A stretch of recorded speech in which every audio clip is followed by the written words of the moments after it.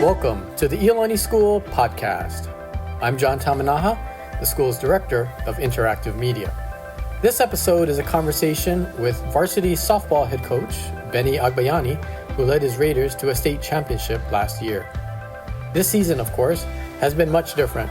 We spoke the day after the Hawaii High School Athletic Association officially announced the cancellation of the season due to the COVID-19 pandemic. In addition to discussing that, we asked how he and his two daughters, Alea, a freshman at the University of California at Berkeley, and Iolani, a sophomore at Iolani, are adjusting to their new routines. Benny also explains why his family chose Iolani School for his talented daughters. And obviously, we couldn't let the local sports legend go without talking about his eventful 17-year career in professional baseball. Thanks for downloading. Please enjoy.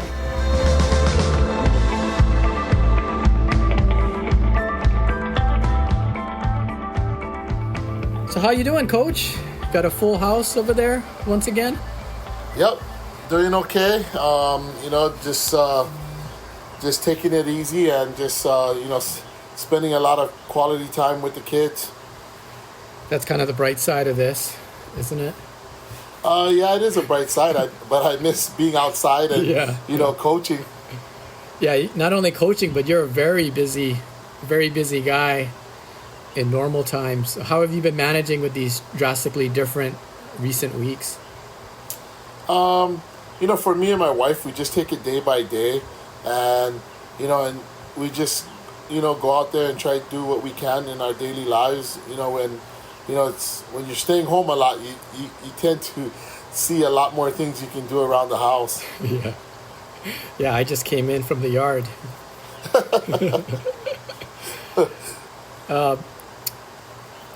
Yesterday it was officially announced by the HHSAA that spring sports season has been canceled.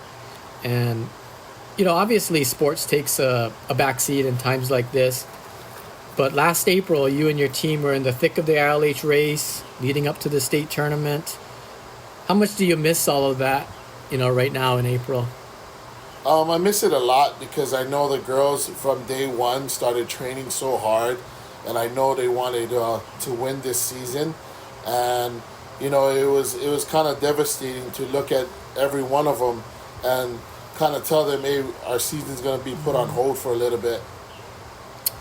Yeah, what was that like? I think first you had to tell them that your trip to Arizona was canceled, several weeks ago. And then later on, the different stages of suspension.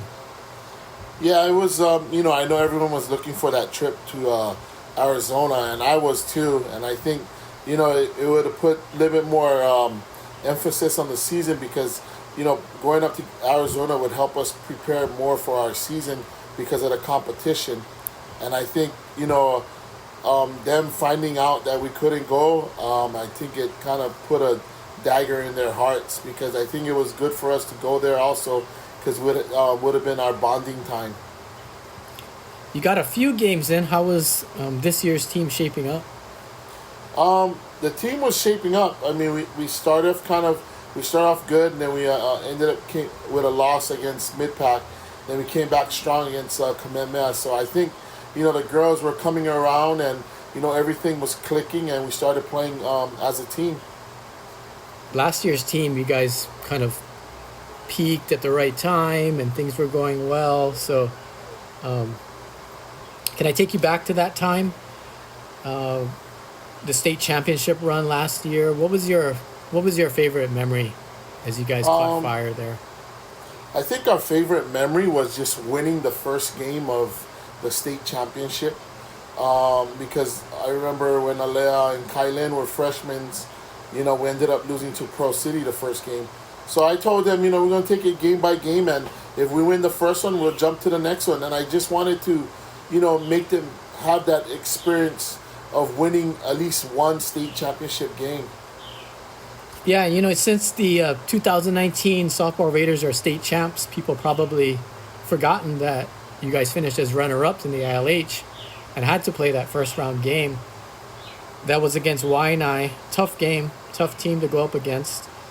And it came down to the final batter. You guys won 11-10. Your daughters were the pitchers in that game. Alea started. Iolani got the win. That when you think back to that game, wow, that last inning, that was really tight. Yeah, it was. I mean, we made a little bit mistakes with the pitching. We missed some of the location. But, thank the good old Lord, we came out with the victory. And I think that what, kind of sparked us a little bit. Do you think getting that one game under your belt kind of got the team loose and got that behind them? Yeah, it kind of did, but I think they were already loose because, the expectations of our team was we just wanted to make it to the state tournament, and that was, our goal going in. And, for the seniors, I had a lot of seniors last year, and, they wanted to go, they wanted to get back there. So, it was very fortunate we got back there. When we're just mentioning the word loose, when I think back to that championship game, my favorite memory was in pregame. I was down there close to your dugout trying to take, those dramatic pictures of the girls getting ready with their game faces on and whatnot. And I would not have been surprised if you or one of your coaches said, "Hey, John, get out of here," something like that. But your team was so loose. The girls started kind of posing for the camera, and we even did some setup shots. I remember taking a picture of you and your two daughters, and when I think back to that, when I was there doing it, I said, wow, this is the loosest team, college, pro, high school, that I've ever been around. And that was a big championship game. Was that part of your approach to that whole tournament, or that game in particular? Yeah, it was going into the state tournament. I just wanted to, let the girls enjoy every moment of it. I mean, when you play in your high school career, that's, probably one of your ultimate goals to make it to the state tournament. And, winning it is just icing on the cake. And, I just told the girls, hey, you know what? We're going to go out here. We're going to have fun. We're going to take every game as it comes, and we're going to make our adjustments. That was a really incredible scene down there. I mean, they were just... At some point, I'm thinking, wow, this is really amazing. You guys went on to win that game over defending champ Ledahua 17-2 in 5 innings. Mercy rule. Third softball championship in school history for Iolani. First in 19 years. What did that feel like for you, and in particular since your daughter Alea's senior year? It was very emotional because I know, a lot of these girls, I coach them when they're little, and, I know going into the season, I know for Kylan and Alea and Kalena and Tori, I coach all those girls, and I know they wanted to win so badly.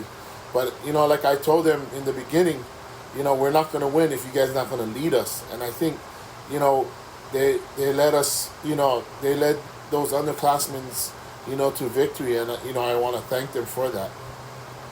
Yeah, that was really great to see that senior leadership. You mentioned Tori Lynn Maeda, who suffered an injury in basketball and didn't play in basketball, and then kind of got healthy there toward the end of the softball season and really came in to contribute. That was fun to see.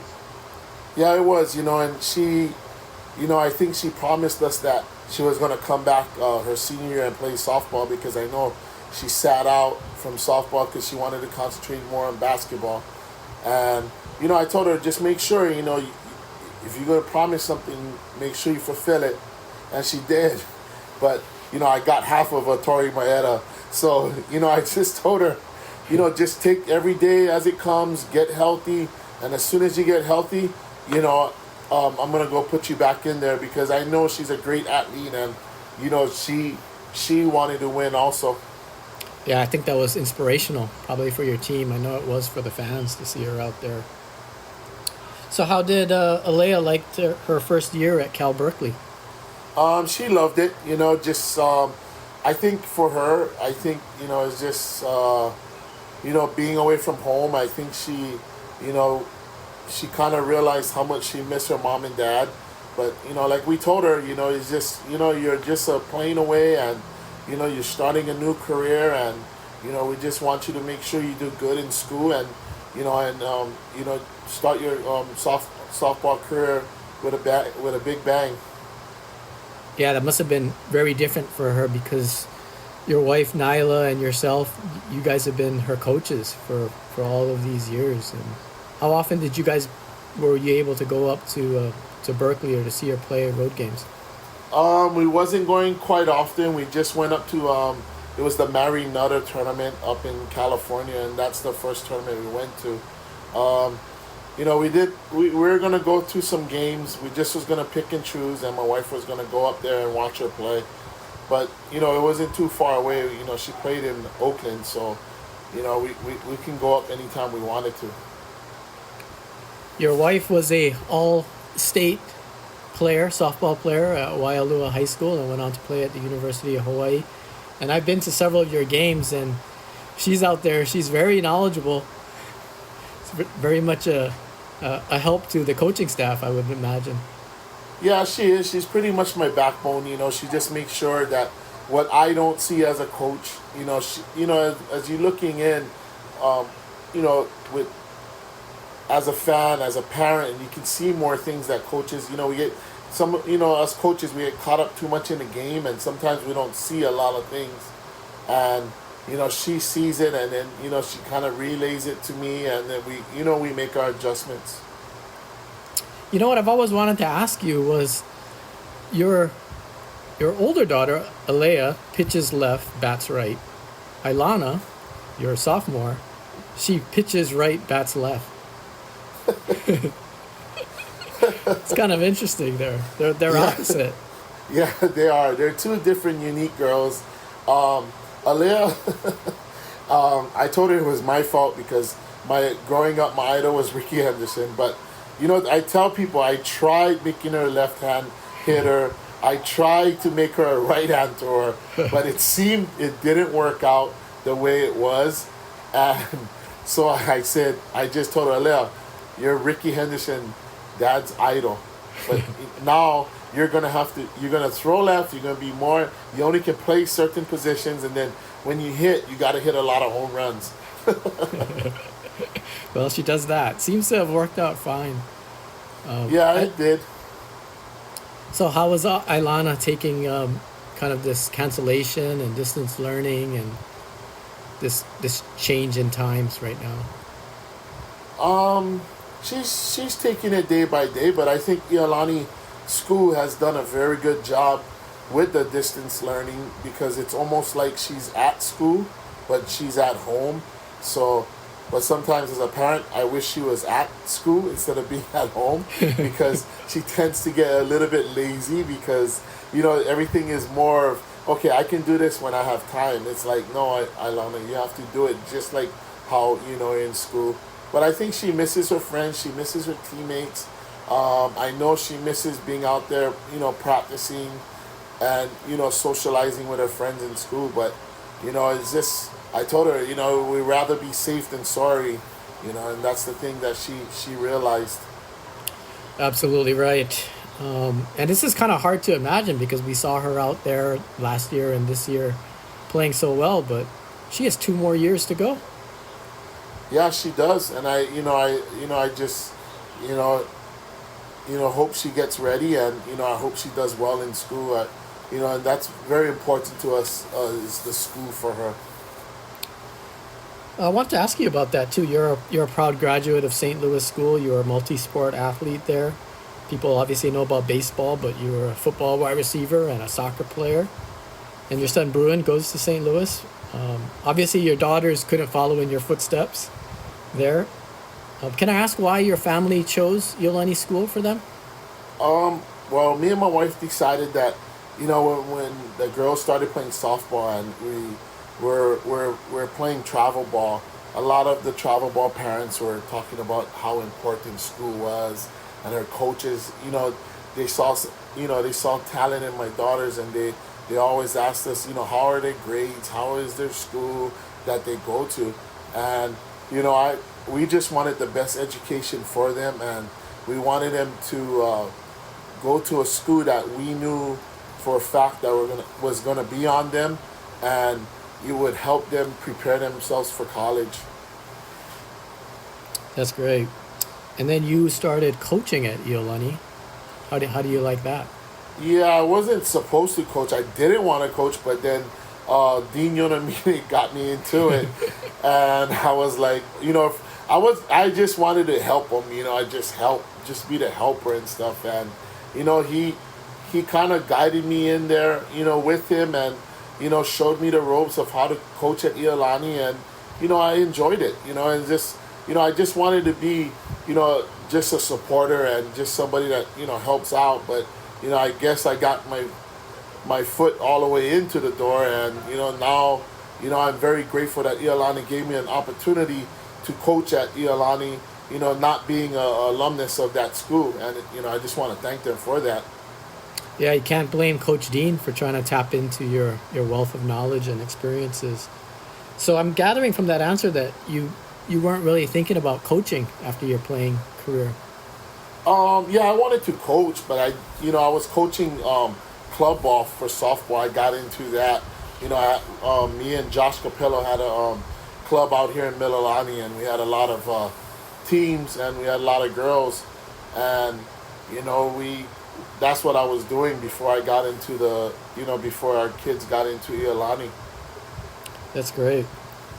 So softball, obviously you're a baseball guy. Can you kind of explain to me some of the differences about the two games, particularly from the coaching perspective? It's much more intense when you're coaching softball because you got to make quick decisions. Like for baseball, you have 7-9 innings to make a decision. In softball, it's more of you're gonna lose by 1-0, or you're gonna win by 1-0, or you're gonna the game is so fast. The game is the girls are a lot stronger. The girls are a lot more faster.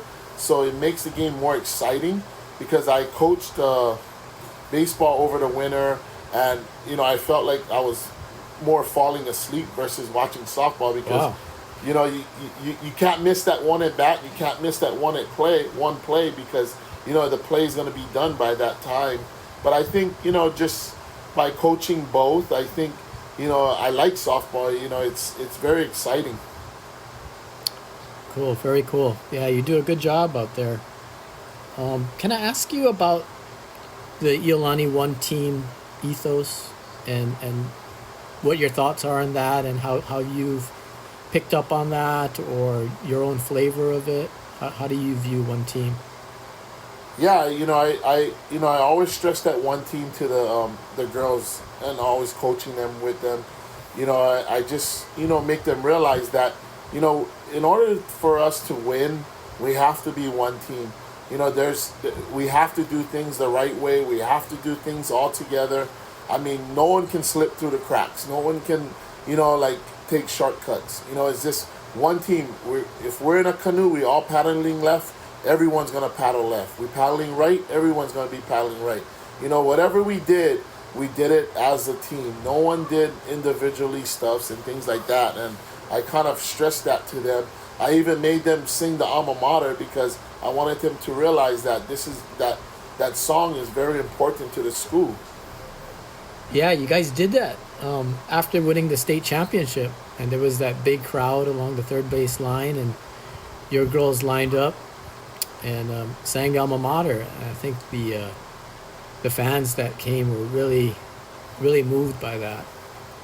We did that. We did that every Fridays after practice, and then we did it at every home game, during the season. And I think that's what I wanted them to realize, that that alma mater is something special, especially for the alumnus that came out and supported the softball program, from the beginning to the end. I think that was something that should be given back to them.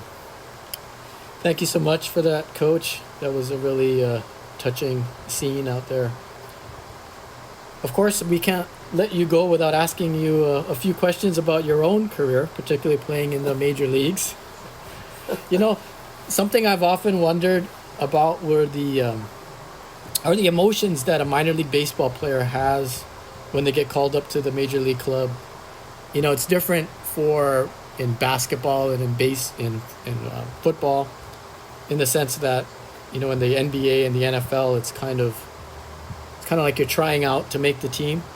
In baseball, players generally work really hard for long periods of time, years, in the minor leagues in hopes of moving up the ladder. What was it like for you when you got that first call up to the New York Mets after more than 6 years in the minor leagues? It was pretty exciting. It was one of those moments where, you work so hard, you're like, oh my gosh, I finally got here. And, it's just that you get it, you step into the clubhouse, you look around, you see guys you've seen on TV, or you've seen guys that you idolized that's you're going to be playing with. And, it's one of those things where, you got to pinch yourself, because you're like, wow, now I'm here. And, when I first got there, a lot of the times, some of the veteran players, they don't really say anything to you. It's more of the players that you played with in the minor leagues. But, yeah. When I got there, everybody embraced me, and, everyone came up to me and told me congratulations. And then when I had my meeting with Bobby Valentine, I stepped in the office, he just said, son, now you're here. Now you got to try and stay here. Mm-hmm. And I think, that's the part where I kind of, realized that, I had to kind of think about what he meant. And he said, so, I know what he kind of meant is now, I have reached my goal. Now I got to, play and, produce and do what I need to do to stay up there in the major leagues and show them why I'm here playing. Yeah, you mentioned Bobby Valentine as your manager with the Mets, but he was also your manager at AAA Norfolk for a time. And what was it like? Like, how does it happen? Like do you get called into the AAA manager's office and he tells you, or does somebody call you, or? Yeah, it was who was, I went to a lot of AAA managers. I think it was Rick Dempsey. He was my manager at that time in Norfolk, Virginia, the Norfolk Tides. And it was so funny because he kind of, he didn't really tell me. He just said, like, I thought every time you get called into office, you think you're going to get released. and that's the biggest fear of, when you start your career, you don't want to get called in and get released. And, it was like, I think we played a game that night, and then he took me out, like, in the fifth inning, and then he put me on the bench, and I was like, oh my gosh, what's going on? And, I wasn't a guy who questioned. I just kind of just, okay. And then after the game, I showered, and then, we finished kind of late, so it was probably like 11:30, almost midnight. And then he called me into the office, and then he just said, hey, pack your bags, because I think, someone got hurt, and you're going to the major leagues. And then you were with the Mets, and you mentioned Ricky Henderson a little while ago. Was he with the Mets when you got up there, your childhood idol? Yep, he was there.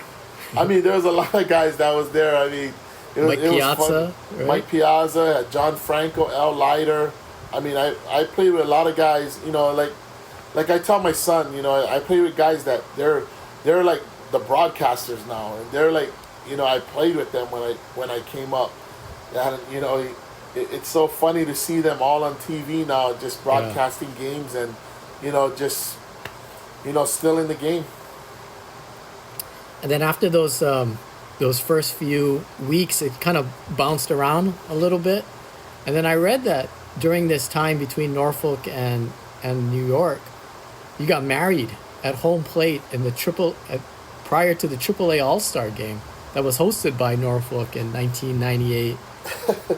Yeah, well, yeah, I got called up, and then the owner of the Norfolk Tides, he kind of suggested, and I didn't tell anybody because I was gonna just go to the court, and me and Nala was just gonna get married, but I didn't really tell anybody. And then they found out what I was gonna do, and I don't know how it leaked through, and then they said, well, I can't do it because I made the AAA All-Star team at that same time. So the owner just said, hey, you know what? You just come back here, we'll take care of everything, and you and Nala can have a ceremony. And he said, you guys can be on ESPN and have your wedding. And I was like, oh my gosh. I was like, no way, we're not. And I know Nala wasn't going to fall for this. And, It was this, it was one of those things where, it was to give back to the fans of Norfolk, because I know a lot of people were, telling me to do it and stuff like that. So, we came. I remember going from New York to Norfolk, then Norfolk to Montreal, then back to New York. I mean, it was like a merry-go-round. Very memorable time in your life, for sure. Yeah, it is. Do you remember your first big league action? Yep, I remember my first big action. I got in. I think it was like the 8th inning. It was Yugith Urbina. We're playing Montreal Expos. I struck out. The only way to go is up from there. Yep, exactly. Yeah. And then you did. In my research, I found out that your first start, 2 days later, you led off for the Mets, what Ricky Henderson used to do, with a single in the first inning off Brian Meadows of the Florida Marlins. Yep. How awesome was that to get your first hit? It was awesome. It was like, playing in a stadium like in New York, and a lot of people, they don't really know. If you can play in New York, you can play anywhere. I mean, the fans in New York are so knowledgeable about the game, and they know they're out there. They're like with you on the field, and that was one thing great when I got my first hit. I just could, hear all the fans yelling and stuff, and then they gave me the ball after the game, and it was torn. And then it was, it was like one of those jokes, and I was like, oh my God, what happened to the ball? And then everyone started watching me, and when I picked it up, when they gave it to me, everyone started laughing, and then they gave me the other ball, and they wrapped it up and everything for me. Yeah, you always see that when somebody gets their first hit, the ball goes out of play into the dugout. Yeah. They save it. That's cool. Playing in New York, you're right. It's super exciting, and that's the epicenter of sports in many ways. But how aware were you about the excitement back home in Hawaii here, where the Hawaii people always rally around their own people when they make it to the professional levels, especially? How aware were you of what was going on back here? I wasn't too aware, but I just, when people, like I was getting messages where, a lot of teams are, like a lot of the baseball teams are coming up, or we have visitors coming to New York from Hawaii, and then they, we started doing a lot of stuff in New York, and I was like, oh my God, what's going on? And, I kind of figured it out after a while, because, calling back home to my mom and dad, they're like, hey, you got to see this. And, people have been sending us a lot of these articles, because I don't know what's going on, because I'm in New York, traveling all over the world. And, to my knowledge, there was a lot of people following my career. Yeah, so you know what it feels like to be Colton Wong or Marcus Mariota, and Tua Tagovailoa coming up. Really yeah. Cool. Yeah, I know, and that's why, I had that experience, and, that's why, I cheer for them, even when they're not doing well, they get hurt, I know that feeling already, and, they just got to keep their heads up and keep going, because, they got to realize all these people back home, is always rooting for them and always got their back. So when you broke in with the Mets, you were wearing number 39, and then you got to wear number 50. How cool was that for you? And you did that throughout your career. Yeah, it was very cool. I mean, it was one of those times where once you get established, I think, I got that number, and they just gave me that number and said, you're going to represent your state. And I was like, okay, it was awesome. That's the number that Sid Fernandez wore for the Mets as well. Yes, he did. So we need to talk about, and this is amazing that this is coming up on 20 years ago, but the 2000 season, which, see, can you believe that? It's the year 2020. Yeah, it was so funny because I just did something on Facebook for a podcast. One of our PR guys, Jay Horowitz, was calling about that. And we were just talking about the opening day series in Japan in 2000. And that was pretty awesome. Yeah, you hit a grand slam to end that one in the extra innings. Yeah. And then when you got to 2000 and then the postseason, the home run that most of us, and I'm sure you remember most, was that 13th inning game-winning home run in the National League Division Series against the Giants. Maybe some Hawaii people weren't so happy about that. To help the Mets get to the World Series eventually. I saw that on a list. I don't know if you know this, but it's among the top 20 walk-off home runs in MLB postseason history. Kind of Wow. take us through that experience. You just sending that one over left fielder Barry Bonds to end the game. Yeah, it was. Yeah, it was. You know, it was. Everyone was on the bench. I know everyone was like, "Come on, let's go. Let's just go home." Somebody hit a It home was run. a 5-hour plus game.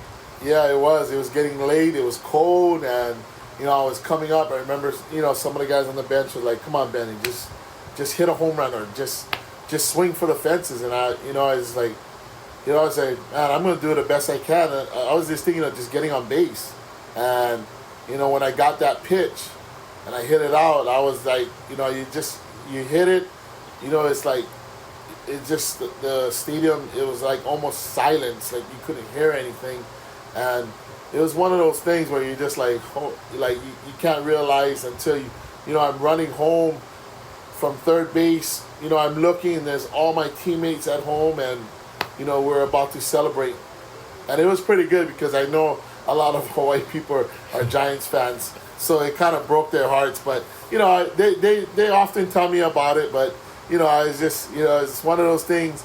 I always tell them, yeah, well, somebody had to do it, right? A lot of us Hawaii people like me are Dodger fans, so we enjoyed it.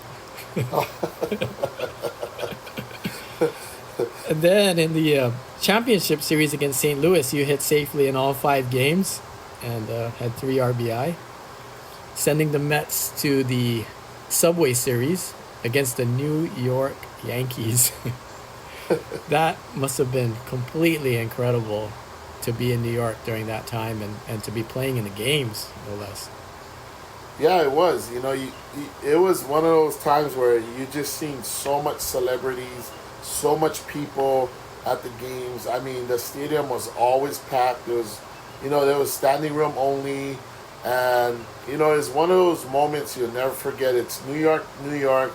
Everyone's in their households. You know, like half Mets, half Yankee fans. I mean, it was awesome.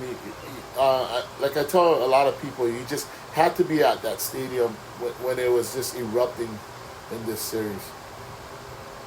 Absolutely. And unfortunately for you and your teammates, the Yankees won in 5, but you did drive in the winning run in that one game the Mets won, which this is hard to believe, but breaking the Yankees' 14-game World Series winning streak. Yeah, I mean, wow, they really had it going. I did. Yeah, they really had it going. I didn't even know, but after I got that hit, you know, and I was like thinking, where's my bat? And I couldn't find the bat that I used, and I guess Major League Baseball took that bat because I guess they put it into the Hall of Fame because I guess that was a record-breaking moment for the Mets and for me that I did that, and I didn't even know. And then I'm like yelling at our clubhouse guy because he usually takes care of all the bats and stuff.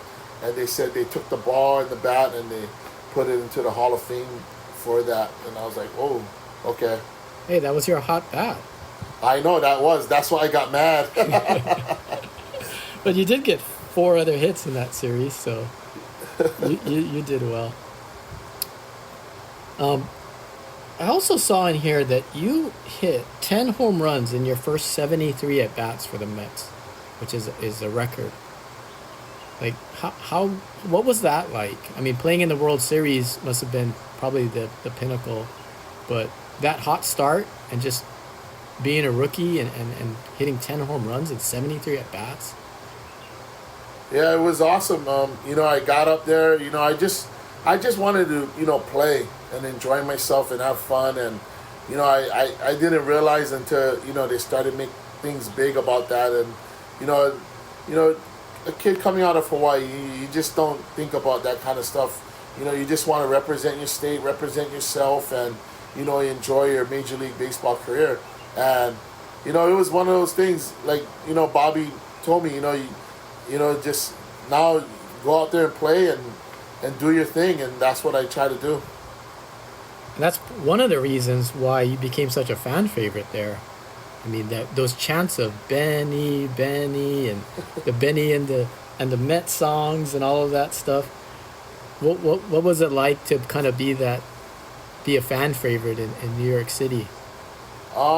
That's one thing I respected the fans for, because I know how brutal they can be, and it's just one of those things. Like I told everybody, yeah, I'm gonna screw up, I'm gonna make a lot of mistakes, but you know what? Every day I go out there, I'm gonna try to help my ball club win, and help the Mets get to the top, and that's, I guess, getting the respect from the fans. That's what I always appreciated out of the New York fans.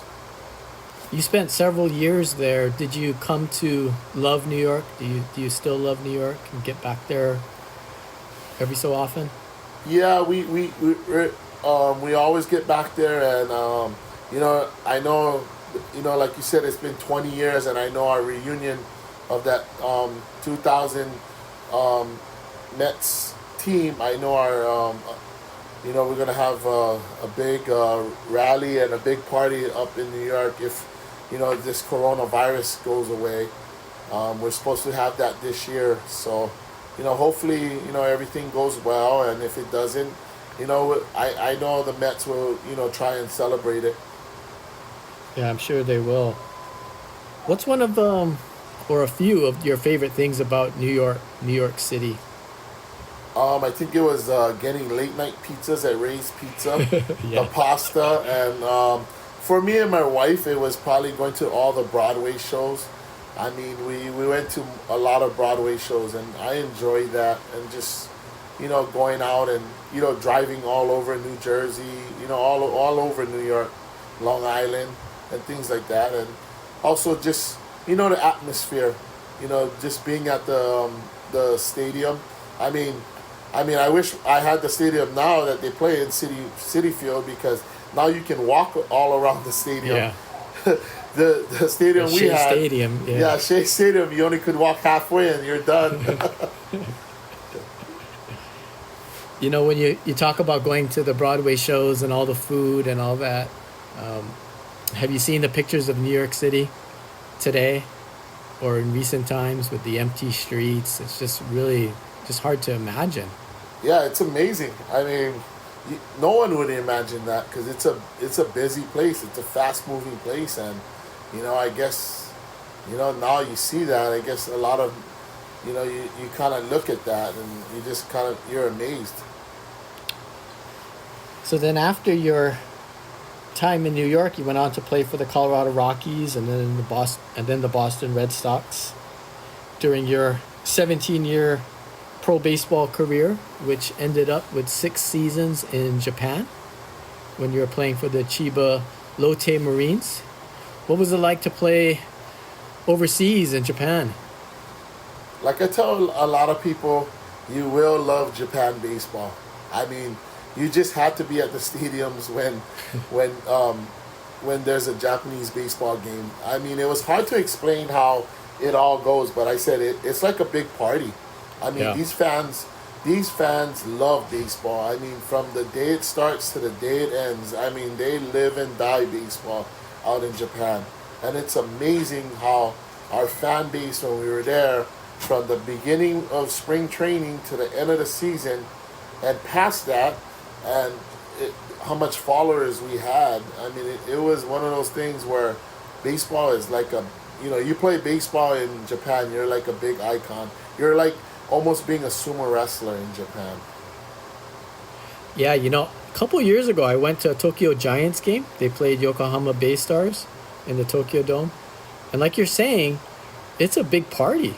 And it was really enjoyable, and I was impressed by the fans, the visiting fans, the Bay Star fans. They were in left field, and I was watching them as much as I was watching the game action, Yeah. And there was a thing I saw it. I was just telling this story to somebody the other day about Japanese baseball and the fans. When they got into the song or the chant, and I know your team, the Marines, had a song for you. But when they start doing that, they finish it. And I can prove that because the game I saw, Bay Stars hit a home run and it landed in center field, to their left.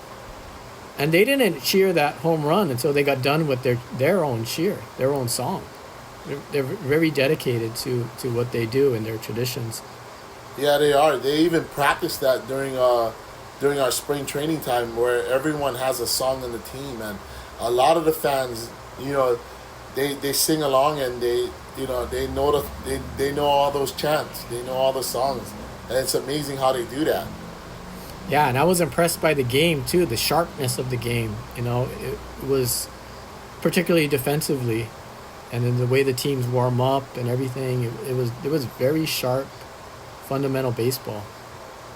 Yeah, yes, it is. That's how it is in Japan. So, what was it like living in Japan? Living in Japan was amazing. Yeah. I mean, the only thing we have to worry about is the earthquakes. When the building, they have this cranker in the building, and we're up on the 10th floor, and then it had an earthquake, and then the building started to creak back. It was creaking, and then we were like, what was going on? And they have a thing in the buildings where it goes back into place, and one of the guys was telling us that because we were freaking out. Oh, man. And yeah, so we were amazed how everything goes around there. But people in Japan, they just go on with their daily lives. I mean, everyone's riding the train, everyone's moving around. It's and I tell a lot of people, you want to really enjoy Japan, you have to ride the trains when it's the busiest time, during the rush hour, because that's how you really know you rode the train in Japan. Yeah, it's crazy. You gotta kind of work hard to get on, though. Yep, you gotta work hard. In Japan, you played for Bobby Valentine. We mentioned earlier you played for him in AAA and with the Mets. You played for him in Chiba. Was it kind of his pitch for you to come over and join his team? Yeah, I just, I thought it was time to leave the U.S. and move on and try to find another career. And, when I went over to Japan, it was amazing because I went over in November in 2000 and I want to say 4 or 3. And, I worked out and, they have like a pre-spring training in November for a lot of the teams. And I went to that, it was like a tryout or a workout, and, I really enjoyed it. I've been there in 2000, and now I'm actually going to play it over here in Japan. And, it was one of those things where, hey, this might work out. What's your favorite Bobby Valentine story? I mean, I'm a keen observer of baseball, and I know that he's a vibrant personality. Let's say, he's a big fan of you. I read a quote once that said, "I've never seen Benny play poorly." What can you tell us? Is there a quick story that would kind of encapsulate how Bobby Valentine is? Because he's not your everyday baseball manager. No, he's not. He's a very intellectual man, I gotta tell you that. But, it was amazing how, I'll just tell a fast story. We're on the train. I think we're going Hiroshima to back to Tokyo on the bullet train, and we're on the train, and, all these people are walking by, and, they're just looking at, Bobby, and then all of a sudden we get off the train in Tokyo, and we're like all the baseball players, and all of a sudden you see like 60 people asking Bobby Valentine for his autograph, and we're like, wait, I thought we were the ones playing on the team. And then it was amazing how we were like, okay, let's go, we're going home. So we had to go get on another train, or we caught a cab back home. So it was like probably 25-30 minutes away from Tokyo Station. So we just left Bobby, and Bobby ended up signing all the autographs. But they, it was like, and then one of the my interpreter said, one of the people that was trying to get his autograph, he's just like Elvis Presley. And I was like, oh, that's amazing to call someone like that. Yeah. But it was funny. It was funny. You had to just see all this flock of people. We came off, and everybody went to Bobby, and Bobby was like, just kind of like, oh, what's going on? And it was funny. Yeah, he did have that kind of celebrity persona, but as you kind of mentioned earlier, he's cerebral and has a great baseball mind. Did you kind of tapped into some of those things in your coaching? Yeah, I did. And he was one of those guys. Time and time I call him and to see how he is, and I ask a lot of questions to him because he has been a big mentor in my life. So I really kind of and just being with him, you just remember a lot of things that he went through and what he has taught me in my career, and I try to use that to my advantage coaching because playing under him, he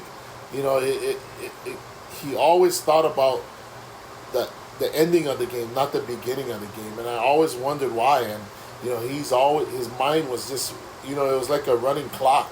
Like he always knew what he was going to do in a situation, and that's one of the things that I'm trying to still learn is trying to not almost predict what's going to happen at the end, but trying to kind of play it in my head. If I come into that situation, what am I going to do? So a lot of times I'm always trying to think an inning ahead or 2 innings, but it gets kind of mind-boggling when you're trying to do that. When you got to get a little bit more experience, coaching. And softball, it is because you can bring the pitcher back, and there's all sorts of rules that I'm still trying to keep up with and understand. But softball is very intricate in what you're involved in currently. Yeah, it is. And one thing good about softball, you can get everybody in and you can bring back everybody back in. So that's the good part about it. And that's what I like about softball. It's more of like a chess game, where you got to watch the moves that you make. Yeah, absolutely.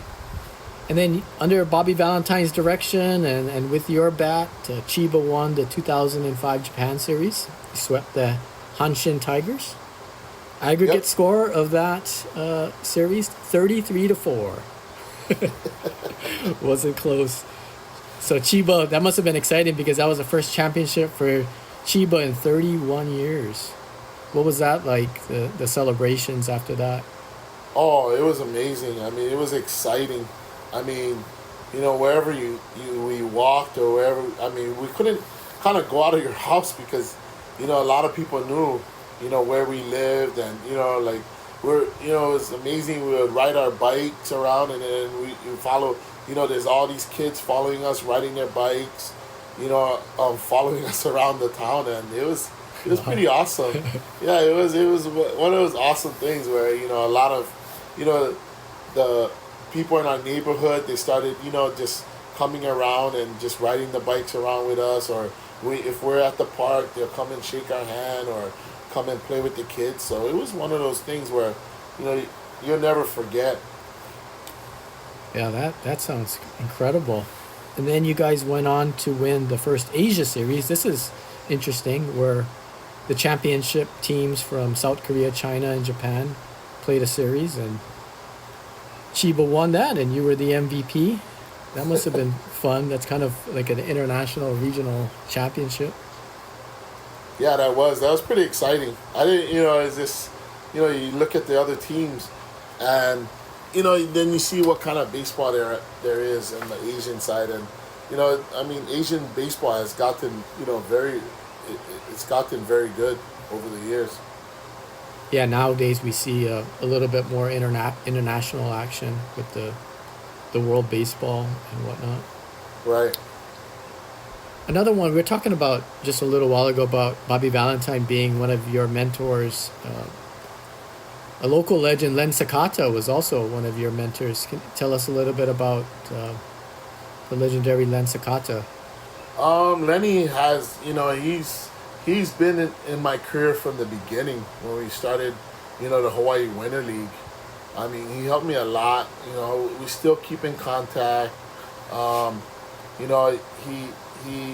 He's one of those guys where, he always gives back. He's one of those guys, no matter how he feels or, he's always trying to help the local kids get where, get to the major leagues or get better in what they need to do. And, it's just, when we played the Winter League, he kind of gave me a lot of advice and, kind of directed me in the right direction and told me what to look out for, what things, that I needed to do. And, I remember him always telling me, just be patient, keep playing. And, good things are going to happen. And, he was one of those positive role models. He's just one of those guys if you look at him, you wouldn't think he had a career in the major leagues. But this guy has so much knowledge, so much to give back. And, it's just, it was one of those guys that I always respected. Can you, maybe you can't see it from this perspective, but I think that you're now in that position.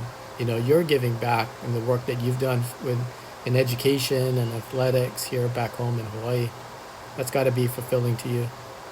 Yeah, it is, because I've been through the thickness. I've been through the ups and downs. I've been through, all the bull that, all these general managers, all these owners, all these people that can tell you stuff and things like that. And it's, you share that with the people here in Hawaii because, the people in Hawaii here, the kids are more relaxed. They're, they just go out there and do their thing, and they're not aware of what's going to happen on a business aspect or things like that. So you kind of try to guide them, or you just try to, give them, good direction. I mean, I remember, like Shane Victorino, a lot of the guys called me and things like that. And, I just tell them, hang in there, just, keep plugging away. And I know Shane was one of those guys where he did, he was like, you know what, I'm going to hang it up. But I told him, don't hang it up, because if these teams are still trying to get you, you keep going, because great things are ahead of you, and you just got to be at the right place at the right time. And that's the word I always use to these kids, is be at the right place at the right time. And that's what it is. It's all about timing. Yeah, and as you move up the ranks to the higher levels of sports, it's not all fun and games. It's a lot of politics and different kind of moving parts that get involved. So that's really good advice. But the bottom line, Coach Benny, is that you worked hard. You followed your dreams. You achieved your dreams. So what's the message that you give to young people when you talk to them about working hard and just going after your dreams? Like I tell a lot of the people, and I tell my kids, I said, don't sleep, because someone's always working harder than you. And I said, the day you take a day off, that means someone's going to be ahead of you. And never give up, because I know, a lot of people have negative things and a lot of people have opinions, but it's all about your own self and how strong and how capable of you being motivated to motivate yourself to do what you want to do in life. And I stress that a lot, to the kids, is you got to motivate yourself. You can't have somebody else motivate you, because when you make it, you still got to motivate, because there's always somebody in behind you that's going to try and take your job. And you never know what the next day will bring, right? Like as we sit here now, we've got, seasons are suspended and canceled, and it kind of makes us all realize what's really important, and think about the things that we weren't really thinking about all the time and taking for granted. So is this kind of going to fold into some of your philosophies? Yeah, it does. Life, you can't take life for granted. You got to appreciate everything. You got to, like I remember, Bobby always said, enjoy the moment. Enjoy the moment and have fun. And now I kind of look back now, with this coronavirus, you're home, you can't do a lot of things, but one thing that I enjoy and being around is my family, because that's important to me. Yeah, I think we all knew that going in, and now we know it even more acutely in these current times. Thanks so much for your time, Coach. Really enjoyed talking to you. Yeah, anytime. And best wishes to you and your family and everybody as we make it through this. We will. Yep, we stick together. Thank you, sir. Okay, you're welcome, John. Thank you. Be safe. You too. God bless your family. Take care.